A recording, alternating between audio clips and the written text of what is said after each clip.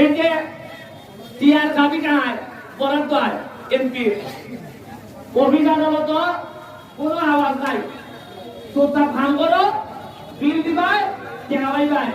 এখানে মানুষের খানা কানি করে কয় বেটা এটা তো আমি কিছু খাই দিতে আসতাম তো তোমার বললে তেমন লাগে কিতা কিতা চলছে আগে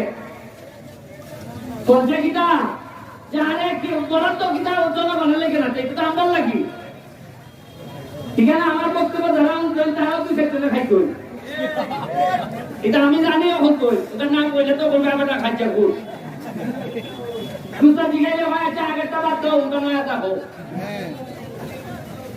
আমি জানি কি ধরে আছি আমি এই না আমার বলা জানা উপস্থিত শিকার এই 2 বছর তো একটা খাইতে তুমি কি মুখ আগে আছে আপনি যখন আমার বলা জানে করে যাবেন আপনি